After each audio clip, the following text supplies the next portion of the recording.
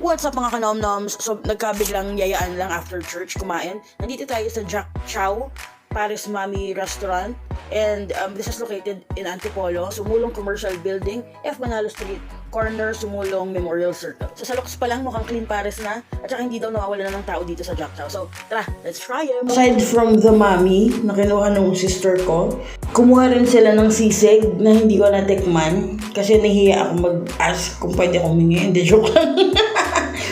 Ayun, sabi naman nila masarap, pero ang in-order namin para sa amin ay Super Mami! Ayan, so order tayo ng Super Mami. Titikman natin ang kanyang sabaw and everything else. At yung Super Mami, meron siyang beef, parang beef cubes, siomai, and pulled chicken. And baka naman maya-maya makikita nyo yung siomai nila dito. Hindi siya kasing same size ng regular siomai. Ilagay na rin tayo ng sticker ng Motonana Eats. Hey! At ayun na yung mga food. And umorder din kami ng homemade siopaw nila. Sayang, walang bola-bola, so asado na lang. Pero we will taste it too. Hey, let's G! Mga kanomnoms off the bat, masarap yung soup nila. Hindi mo na kailangan lagyan ng patis. At hindi rin siya lasang patis. Alam mo yung mga sabaw na lasang pinagkuluan ng mga medyas, ganyan. De joke lang. Legit yung sabaw nila, masarap. Hindi mo na kailangan timplahan. For me, sakto yung timpla niya.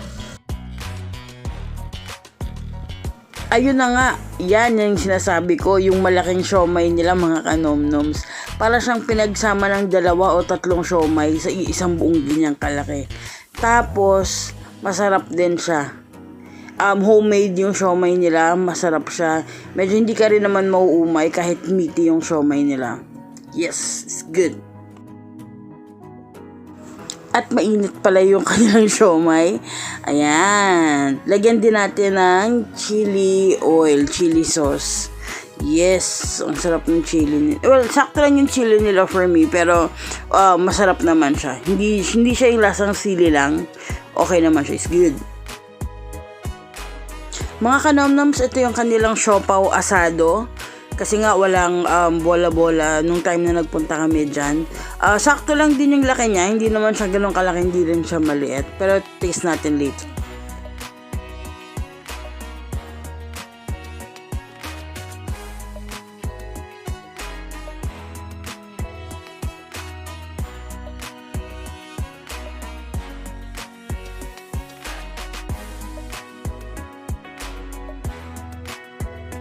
So mga kanomnoms, yung sabaw na yan, pareho lang sila nung nasa bowl kong malaki. Pero, ayun, masarap naman siya. Kasi iisa lang naman siya ng sabaw. Let's taste the siopaw. Let's taste it. At makikita nyo, we had to slice the siopaw into 2 kasi 2 kaming kakain yan. And dahil titikman lang pa lang naman natin siya, okay lang na isa muna yung bili natin. At mainit siya. Ang masasabi ko naman dito sa siopaw, masasabi namin, masarap yung feelings niya. Legit, since sinabi nga rin nila na homemade to. For a homemade, syempre, masarap siya. And hindi siya yung mga kulang sa lasa na siopaw pag asado. Alam mo yun, yung kulang sa umph na konti. Ito, sakto naman siya. Yun. So, with the bread naman, medyo may pagkamatigas yung bread. At saka, dense. Pero, yung lasa ng bread, medyo matamis, masarap. Kaya nga lang, hindi siya ganun kalambot katulad ng ibang siopaw na natitikman natin. For the Super Mami, good one yung pulled chicken. May kakaibang texture siya na dating. And the jumbo siomai, which is good as well. Yung beef nila, yung parang beef cubes nila, medyo lang hit and miss sa lambot. Pero masarap naman siya. And the noodles, sakto lang din yung pagkaka-luto niya. Hindi siya over, hindi rin siya, not over.